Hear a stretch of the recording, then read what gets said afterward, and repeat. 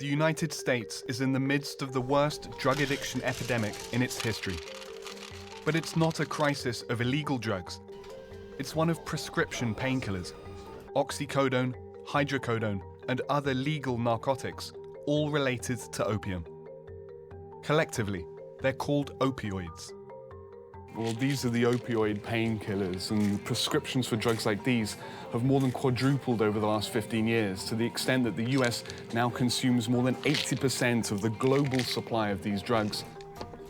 Overdoses from prescription opioid drugs now kill nearly 17,000 Americans every year. That's one overdose death every 30 minutes. The overdose rate, which might have been 1 or 2 a month in our emergency department, is now more like 3 or 4 or 5, if not more than that, in a 24-hour period. I mean, that's a massive increase. Massive increase. Over the past 10 years, we've had more than 125,000 Americans lose their lives to painkiller overdose deaths. The Food and Drug Administration recently approved a powerful new opioid painkiller called ZOHYDRO over the objections of its own medical advisors and dozens of lawmakers. I thought we had learned our lesson with OxyContin. How can you say with any degree of confidence that ZOHYDRO will not be abused? You're going to have people die. This week, Fault Lines looks at the battle over the most popular drugs in America, opioid painkillers.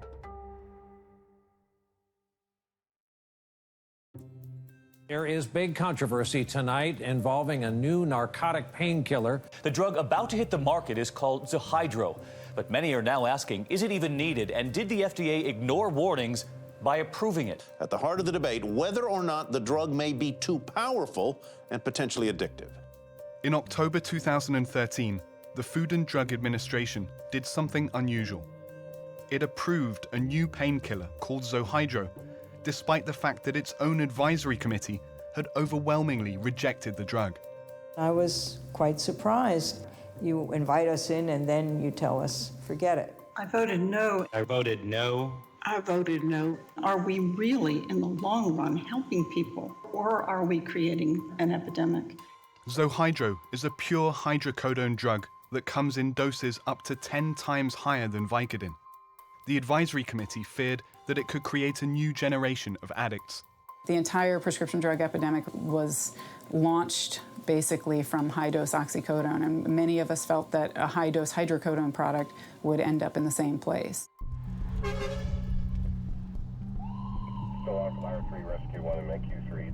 Few areas have been more impacted by this epidemic than the state of Maine.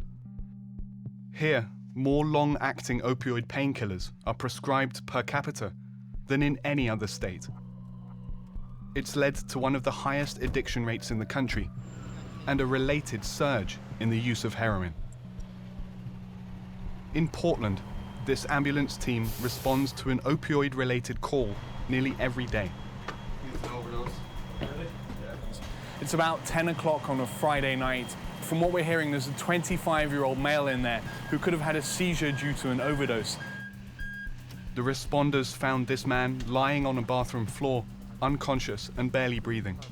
A syringe and a small bag of heroin were at his bedside. Do you have a preference, a hospital, main med, Mercy? They were able to revive him by administering a drug that counters the effects of opioid overdose. Now we're seeing it so frequently, and they're people that you would never expect. It's not the junkie, it's the 25-year-old kid. What we're finding is that they can't get the prescription medication that they used to get. They can't get Vicodin or Oxy or anything like that. So what they do instead is they buy heroin. Opioids are pretty much drugs that come from opium. You create oxycodone and hydrocodone from opium in the same way that you create heroin from opium.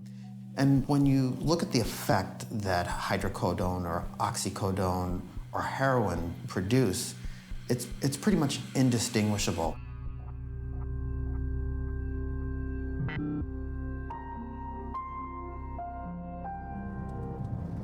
We've driven about 20 minutes out of Portland, and we're on our way to meet somebody who started using legal prescription opioids as a teenager but quickly transitioned onto heroin. Jack asked us not to use his real name. He is 32 years old.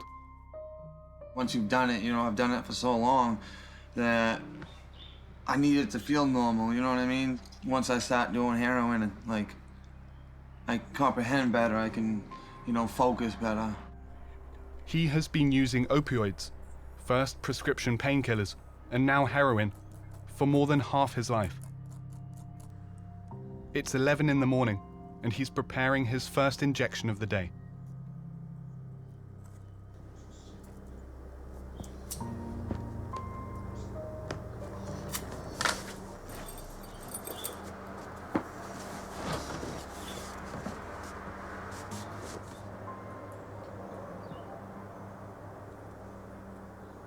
Look at that first shot.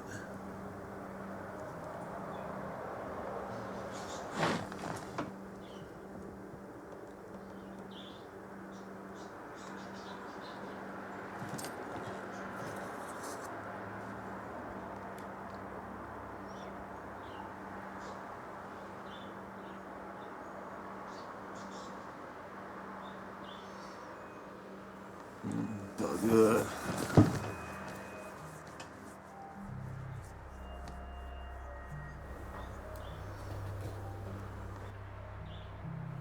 What does it feel like? Feels good. Like a big warm feeling right through your whole body. Like, it just runs right through your whole body instantly. Makes you feel great. Forget about everything. Got any aches and pains, it's gone. Jack started taking painkillers when he was just 13. He bought them from friends at school. First Vicodin, then OxyContin.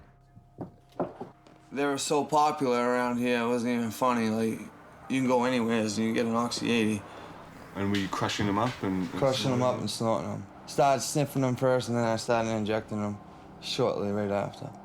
And then the transition from that to taking heroin, is that a pretty easy transition to make? I mean, You know, once somebody does oxys, people that you would never ever think of doing drugs end up the same way I am, you know what I mean? Just went to the doctors, got prescribed, and now they're addicted to heroin. have you met people like that? Oh yeah, I know a lot of people like that. People that you would never think of doing drugs ever, ever. And now they're just like me.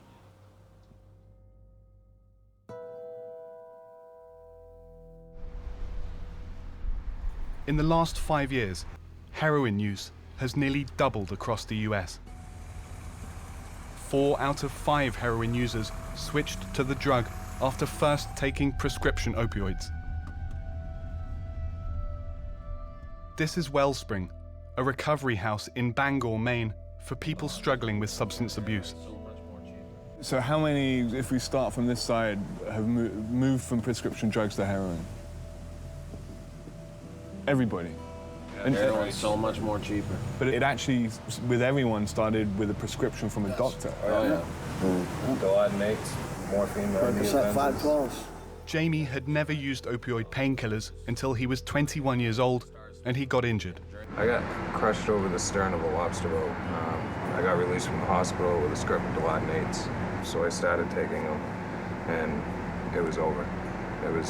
My life was completely gone after that. Lost everything, my home, my vehicle, you know, all the money I had. And it just... Once people became dependent on painkillers, they said they'd do almost anything to get them. One time I was hurting so bad that I ended up punching a 4x4 and breaking all 3 of these fingers and this bone to get pain meds from my doctor. I did that several times. So you'd hurt yourself in order to go to a doctor? I had 9 teeth pulled out of my head for prescriptions. At the time, that's how my To get a prescription? Yeah. I've been with like groups of people where they've taken like bats to their wrists. Broke arms. Easily. I mean, how many people do know someone that's died of overdose from... Everybody. From a Keen store in Portland, Oregon. One purpose of painkiller drugs is to help the millions of Americans who suffer from chronic pain. David DUHRKOOP is one of them. For over 20 years, he's been in nearly constant discomfort. since injuring his back in an accident. It becomes almost like a partner that you walk around with all day. And you don't like that partner very much. But you've got them there, and they're with you 24 hours a day. I think about being out of pain every day of my life. In the late 1990s, David was part of the first wave of people prescribed OxyContin for chronic pain.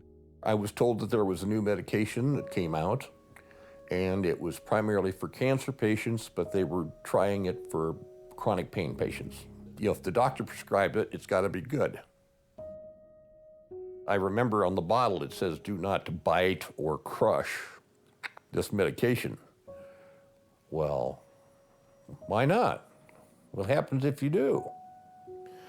Well, I found out that you get the full effect of 12 hours of medication, you know, in 15 minutes. And from then on, you know, the devil's got you. It was only after years of addiction treatment that David was able to drop OxyContin. He now gets by on 2 morphine pills a day. That's the question on the table, is how long should a doctor prescribe medication? And at what point are you doing more harm than you are good? Opioids are very important medications for easing suffering at the end of life, and they're very good at relieving pain on a short-term basis. But if you look at the bulk of the opioid prescribing in the United States, it's for very common chronic conditions like low back pain. Dr. Andrew Kolodny is an addiction specialist who advocates for reform in opioid drug policies. He says the manufacturers of OxyContin encouraged a shift in the medical thinking about opioids. There's no need for anyone to suffer in pain anymore. This pill, that's the time-release pill, solves all the problems. See what it's like when you're not in pain anymore.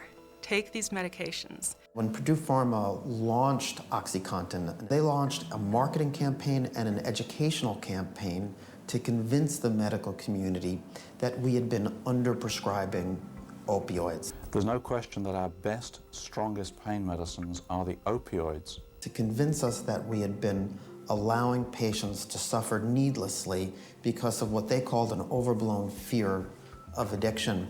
The culture, actually, of the time was, let's treat everyone with opioids at whatever dose necessary, and if some doesn't work, we'll give a higher dose. Many of the patients, I would have to keep increasing the dose. That brought them up to doses that I didn't feel were safe. I consider it a population-wide experiment on American citizens that let's just give them all opiates. Here in Seattle, Dr. David Tauben is part of a group of physicians who are changing their approach to treating pain. Okay, so when I just lightly press, does that hurt? Tender. Okay. It's a response to a staggering reality. In 2010, doctors prescribed enough opioid painkillers to medicate every American adult around the clock for an entire month. Our oath as physicians is to do no harm, and I think we've done harm. Okay, so you've been on opiates for, remind me, how many years? Since August 08. How do I use opiates in my chronic pain practice? I use it occasionally. The primary treatment for chronic pain is management by the patient, management by the team using non-drug, non-pharmacological, and non-technological solutions. We need to flip the paradigm to opiates being a late resort. So let's start with that. Okay. But we certainly shouldn't introduce more patients into something which we recognize has been a bit of a failed experiment.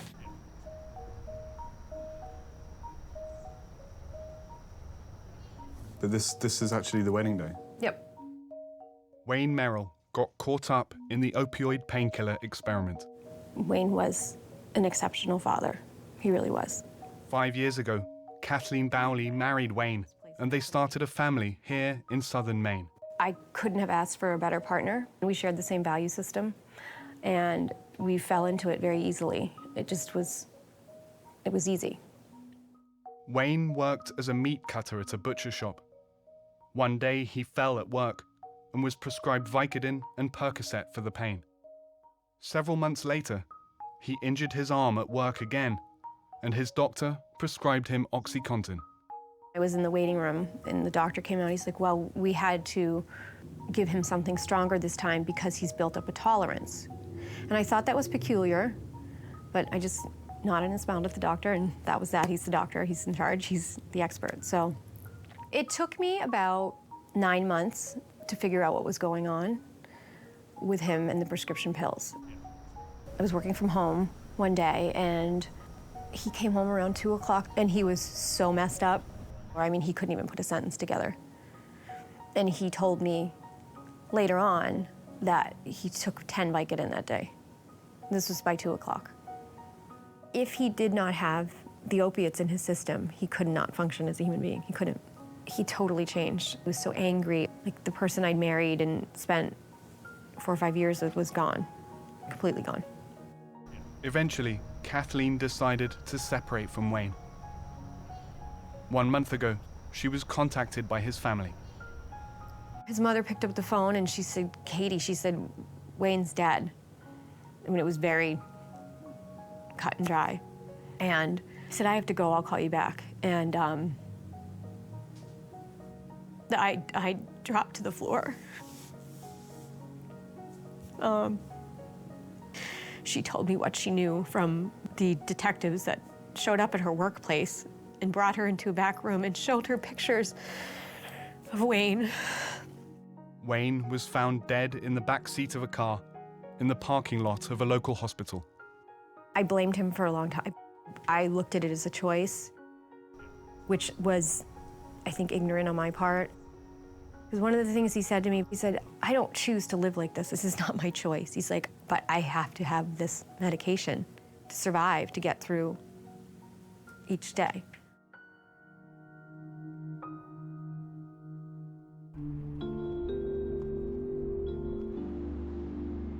In 2010, Dr. Michael von KORFF published the first study that directly linked high doses of prescribed opioids to increased risk of overdose. It may seem obvious, but it went against the conventional thinking about painkiller addiction. The problem was posed as there's good patients and bad patients. And this sort of thinking persists today, that if you can sort out who the good patients are that have legitimate pain from the bad patients who are drug seekers and addicts, then long-term use of opioids can be safe. And I think what we've learned is that life isn't that simple. The last thing drug companies wanted anybody to think was that this was a prescribing problem. They were okay with thinking it's a substance abuse problem, that the problem is in the patient. Dr. Gary Franklin is a medical official in Washington State. He was one of the first people to sound the alarm about the adverse effects of opioid prescribing. Somebody would come into our system with a low back sprain and be dead 3 years later from an unintentional overdose of opioids. I was shocked. I mean, it was the saddest thing I had ever seen in many years in my job. Franklin has worked to implement guidelines that limit the prescribing of opioid drugs in Washington. Since the rules went into effect, overdose deaths in the state have dropped by more than a quarter. These are avoidable deaths. There's a sea change going on in practice, and I think the regulatory agent, the FDA in particular, rather than being out in front of the sea change, is being carried along. We would not be dealing with this problem today had the FDA been doing its job properly going back to 1996. With well over 100,000 deaths, this is the worst man-made epidemic in history. When I say man-made, I mean made by organized medicine. As the painkiller epidemic has spread, drug company profits from opioids have soared. Over the last 10 years, revenues from opioid painkillers have more than doubled. In 2012, the figure was more than $9 billion. And as the market has grown, so has the incentive to get new and more lucrative drugs approved by this federal agency, the FDA. In 2002, a group of academics and FDA staff began hosting private meetings with drug companies to develop new ways of testing the safety and effectiveness of painkillers. The meetings were held in 5-star hotels in the Washington, D.C. area and funded by over a dozen pharmaceutical companies who paid hundreds of thousands of dollars to attend. The benefit for the drug companies who participated was enormous. Getting a drug approved can result in billions of dollars for that company that gets the drug on the market. Details about the meetings only became public in 2013 after emails were obtained in a public records request. In one of the emails, you have one of the drug companies sort of questioning the fee that they had to pay, and the response to the drug company was, "You're getting a lot for your money. You get to influence FDA thinking. You get to sit at a small table with FDA." One key person who sat on the steering committee for these meetings was Dr. Bob Rappaport, the head of the FDA division that regulates painkiller drugs. Our decisions regarding whether or not to approve ZOHYDRO for marketing will be neither simple nor easy. This is the voice of Dr. Rappaport at the FDA hearing on the application for ZOHYDRO in 2012. I see the repercussions of opioids, and they are a threat to public health. We need to understand, and I keep trying to get that out of you, is there something different about this product than the other extended-release, long-acting opioids? What's different is our experience of what happened with OxyContin before it was reformulated. And I don't understand how we could not see this as a promised repeat performance. Throughout the hearing, Rappaport repeatedly instructed the committee to focus narrowly on whether ZOHYDRO worked to relieve pain rather than whether it would worsen the opioid epidemic. What I need to understand from you is that there really is something different, or that you're holding it to a different standard. They did redirect us a few times when we were getting a little more concerned about individual safety. We would be opening up a Pandora's box. I voted no. I certainly feel there would be quite a bit of morbidity and mortality that would result. I voted no. There are too many deaths already. When the committee voted against approval, Rappaport rebuked them for unfairly penalizing the drug company. You're punishing this company and this drug because of the sins of the previous developers and their products. From a regulatory standpoint, that's not something we can do. It's hard not to learn from history. We're supposed to learn from history and try not to repeat our mistakes. There is not a legal basis by which FDA can say, we don't need another opioid because we've already had a lot of bad experience. Dr. Judith KRAMER voted against ZOHYDRO, but she says the FDA's powers are limited. And the FDA is required by law to fairly and uniformly apply the law. The people that were saying safety is not adequate, were saying, I'm no longer comfortable just following what you have to follow by the law. You have to do it, but we've got to have more information. Fault Lines repeatedly requested an interview with the FDA about the opioid epidemic. We've been speaking to the FDA for weeks now, trying to get an interview with any official that they'll make available, and we've just received a response. They say, unfortunately, we are going to have to take a pass on your on-camera interview request at this time. In an email, the agency said it approved ZOHYDRO because the medical benefits of a pure hydrocodone product outweigh its risks. It said that it takes the issue of opioid addiction seriously, but that removing treatment options from the market would unfairly penalize pain patients. Since the FDA approved ZOHYDRO, 28 state attorney generals and dozens of members of Congress have asked the agency to reverse its decision. All 6 New England governors have called for ZOHYDRO to be blocked. As a mother of teenagers, as a clinician, it's the young kids, it's the new exposures that I'm worried about. This is probably a lost generation of people that have been on opioids and have become dependent. We still have a huge way to go. We've only begun to dig out of this thing. Not one more person should be dying from an unintentional overdose of painkillers prescribed by your doctor.